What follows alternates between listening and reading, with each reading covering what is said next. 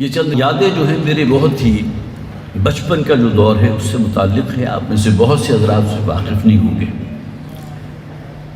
جہاں تک والد محترم رحمۃ اللہ علیہ کی تجدیدی مساعی کا ذکر ہے، جس طرح تن من دھن انہوں نے ایک مشن کے لیے وقف کیا، اس میں مجھے کچھ اضافہ کرنے کی ضرورت نہیں. الفضل ما شہدت بہ الاعداء، یہ ایک حقیقت ہے کہ وہ لوگ بھی جو والد محترم کی بہت سی آراء سے شدید اختلاف کرتے ہیں، وہ بھی من حیث المجموع ان کے جو کام ہے اس کو بہت ہی بنظر تحسین دیکھتے ہیں. یہ اللہ کا فضل ہے، اللہ کی رحمت ہے. میری زندگی کا جو بالکل ابتدائی حصہ تھا، جسے آپ کہہ سکتے ہیں 6-7 برس، جس میں کوئی بچہ کچھ ہوش سنبھالتا ہے. پیدائش میری ساہیوال کی ہے دسمبر 1955. اس وقت سے لے کر تقریباً 61-62 تک کا علاقہ جو ہے، یہ دورانیہ، یہ میری یادداشت میں نہیں ہے. لیکن یہ جیسے ہی ہوش سنبھالا تو یہ بات علم میں بھی آئی اور ساتھ ہی اس کا مشاہدہ بھی کیا. ہم اس وقت ساہیوال منگمری اس وقت کہا کرتے تھے، جسے وہاں قیام پذیر تھے. تو والد ماجد رحمۃ اللہ علیہ کی دروس قرآن، خطابات جمعہ، ان کا بڑا چرچا تھا. اور چونکہ زمانہ طالب علم ہی سے قرآن حکیم کے ساتھ ایک خصوصی شغف بھی تھا اور دروس قرآن کا ایک غلغلہ بھی تھا، لہٰذا نہ صرف یہ کہ ساہیوال میں بلکہ اس کے ارد گرد کی جو اور آبادیاں ہیں، پاک پتن ہے، اوکاڑا ہے، میاں چنو ہے، یہ تمام علاقے وہ تھے کہ جہاں ڈاکٹر صاحب کا پیغام قرآن کا پہنچتا رہا. یہ میں بات کر رہا ہوں آپ کے سامنے 1958 سے 1961 تک. اور اس کے بعد پھر جب والد محترم منتقل ہوئے ہیں کراچی، اور اس میں بھی اصل بات جو پیش نظر تھی وہ یہ تھی کہ اس وقت ڈاکٹر مسعود الدین عثمانی صاحب ایک وہاں کی بہت ہی معروف شخصیت تھے،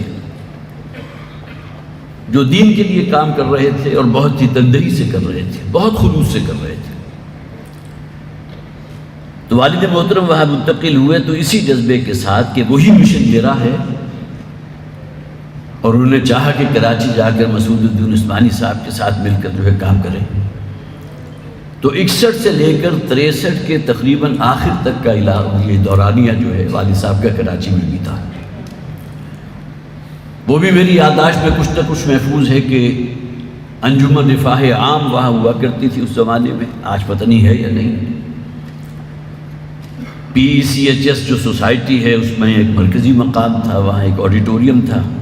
میں چونکہ چھوٹا تھا تو لہٰذا چھوٹا ہال بھی مجھے بڑا آڈیٹوریم لگتا ہوگا. وہاں والد محترم کا ہر اتوار کو صبح درس ہوتا تھا، اور لوگوں کی جو رغبت ہوتی تھی. اب یہ بھی میں بات آپ کے سامنے آج سے تقریباً 60 برس پہلے کی کر رہا ہوں.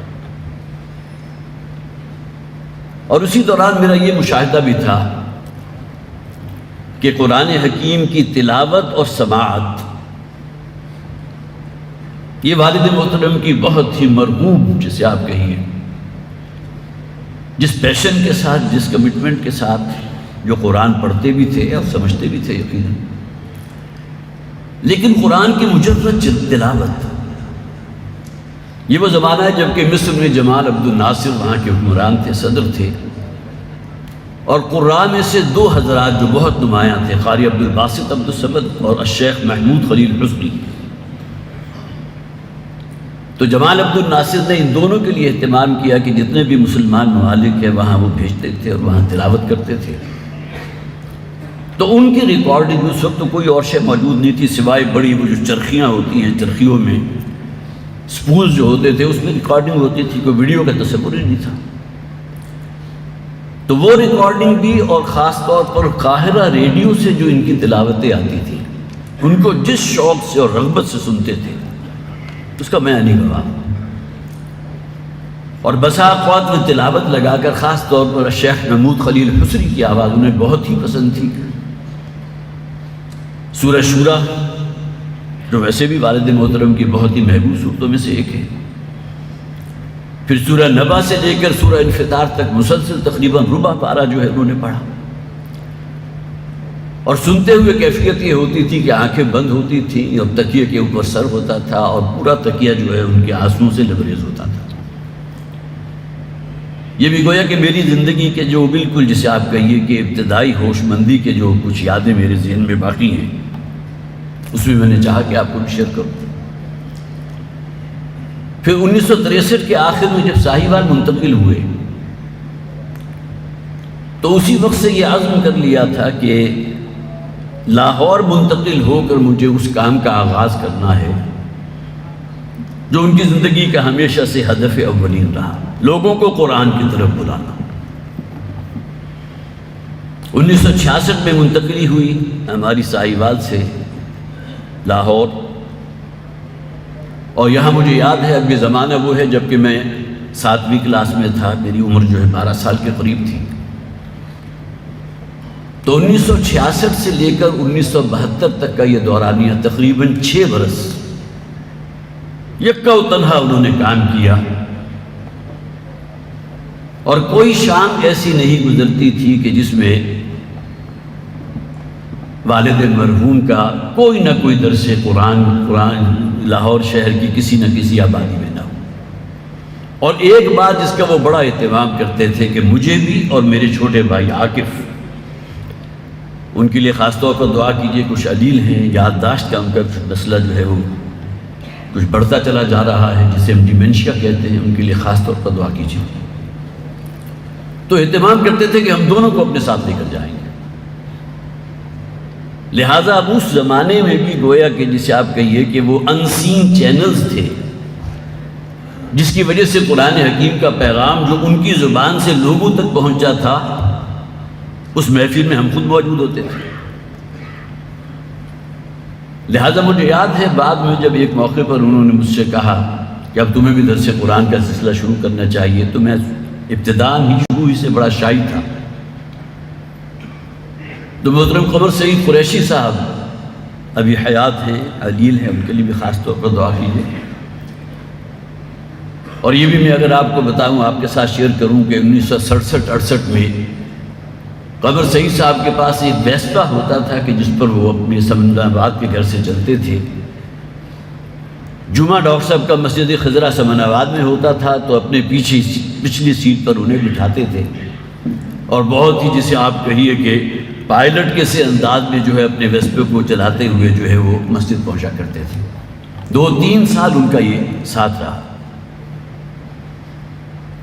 بہرحال یہ عرصہ وہ ہے کہ جس میں گویا کہ وہ دعوت قرآنی کی جس کی بنیاد پر پھر انجمن خدام القرآن وجود میں آئی، سن 66 سے لے کر سن 1972 تک۔ اب جو اعوان و انصار والد محترم کو ملے، جن میں بڑی کثیر تعداد ڈاکٹروں کی تھی، اس لیے کہ وہ ہم پروفیشن تھے، پھر پڑھے لکھے لوگ بہت سے تھے، پی ایچ ڈیز بھی تھے، وکلاء بھی تھے، بہت سے حضرات تھے جنہوں نے گویا کہ مل جل کر جو 20 افراد جمع ہوئے تو انہوں نے انجمن خدام القرآن کی جو ہے وہ بنیاد رکھ دی۔ پھر اس کے بعد جو ہے وہ سلسلہ شروع ہوا۔ ظاہر ہے کہ وہ جو شعر ہے کہ میں اکیلا ہی چلا تھا جاننی بے منزل، مگر راہ رو ملتے گئے کارواں بنتا گیا، یہ کیفیت رہی الحمدللہ۔ اور پھر قرآن کانفرنسز ہیں، قرآنی محاضرات ہیں، دروس قرآن ہیں، قرآنک لیکچرز ہیں، قرآنک سیمینارز ہیں، قرآنی تربیت گاہیں ہیں، اور ان تمام کا مرکز بنیادی طور پر لاہور ہی رہا۔ پھر وہی حضرات کے جو قریب آئے تھے ان کے سامنے دین کا اگلا تقاضا پیش کیا کہ صرف سننا سنانا اور اس پر عمل کرنا اس درجے میں کہ صرف اپنی ذات کو ہدف بنائیں، یہ کافی نہیں ہے، اس کے لیے ایک منظم جد و جہد کرنی ہے، جس کا بارہا آج کی نشست میں ذکر ہوا ہے۔ اسلام کا ایک انقلابی تصور ہے، اسلام مذہب نہیں ہے، دین ہے، تو اس کی آگہی وسیع پیمانوں پر ہوئی، اور اس کے نتیجے میں پھر 1975 میں تنظیم اسلامی جو ہے اس کا معاملہ عمل میں آیا۔ خاص طور پر میں ذکر کروں گا مسجد خضرہ کا، میں صرف 2-3 منٹ میں اپنی بات گفتگو ختم کروں گا۔ یہاں جو دروس قرآن کے حلقے مختلف قائم ہوئے تھے، اس میں سمن آباد میں یہ مسجد خضرہ ہے جس کا ایک کی رول ہے اس دعوت کے پھیلانے میں۔ اولاً والد محترم کو دعوت دی گئی خطاب جمعہ کے لیے، اور مسلمانوں پر قرآن مجید کے حقوق کے نام سے جو کتابچہ لاکھوں کی تعداد میں تقسیم ہوا ہے، وہ والد محترم کی 2 یا 3 تقاریر تھیں جو مسجد خضرہ میں ہوئی تھی۔ تو لوگوں کو معلوم تو ہو کہ قرآن ان سے چاہتا کیا ہے، قرآن ان سے کلام کرتا ہے، ان سے تقاضا کرتا ہے۔ اگر کوئی شخص قرآن کی کوئی دعا مانگ رہا ہے، اسے معلوم ہی نہیں میں مانگ کیا رہا ہوں، یہ المیہ ہے نا۔ تو لوگوں کی آنکھیں کھلی اور پھر لوگوں کے اندر وہ شعور پیدا ہوا، الحمدللہ ثم الحمدللہ۔ تو وہاں جو درس قرآن ہوتا تھا والد محترم کا اتوار کی صبح کو، تو اس میں 400-500 کی تعداد، آج سے تقریباً یہ سمجھ لیجئے کہ کوئی 55 برس پہلے کی بات ہے، اور اس کو وہ منسوخ کیا کرتے تھے جب ان کے بعد میں علم میں آیا کہ مسجد خضرہ کی بنیاد رکھی تھی مولانا احمد علی لاہوری رحمۃ اللہ علیہ نے، اور شہر لاہور میں دروس قرآن کا آغاز کرنے والی شخصیت مولانا احمد علی لاہوری رحمۃ اللہ علیہ۔ تو وہ کہا کرتے تھے کہ میرے درس قرآن کو یا قرآنی پیغام کو اگر میرے کا لفظ کو آپ نکال دیجئے تو یہاں جو خاص پذیرائی حاصل ہوئی ہے تو وہ فیض ہے مولانا احمد علی لاہوری رحمۃ اللہ علیہ کی اس درس قرآن کا جنہوں نے اس مسجد کا سنگ بنیاد رکھا تھا۔ بہرحال یہ تمام باتیں وہ ہیں کہ جو اور بھی بہت سی باتیں میں نے یہاں لکھی تھی کہ آپ کے ساتھ شیئر کروں گا، لیکن وقت ہمیں بالکل اجازت نہیں دے رہا۔ آپ تمام حضرات سے درخواست ہے، میں آپ کا انتہائی شکر گزار ہوں۔ میرا تو یہ خیال تھا کہ دوسری ہماری نشست کے لیے بہت کم حاضرین شاید موجود ہوں، لیکن آپ میں سے بہت سے وہ ہیں جو صبح سے یہی موجود ہیں۔ درخواست ہے میری آپ سب سے کہ ہمارے لیے دعا کیجیے، اس ادارے دونوں اداروں کے لیے دعا کیجیے کہ وہ شمع جو روشن کی تھی والد محترم رحمۃ اللہ علیہ نے، اللہ تعالیٰ اسے اور لوگوں تک پہنچائے، اور لوگ بھی اپنے ہاتھ میں اس مشعل کو اولمپک ٹارچ کی طرح اس مشعل کو لے کر اور آگے نکلیں اور اس پیغام کو دوسرے لوگوں تک پہنچائیں۔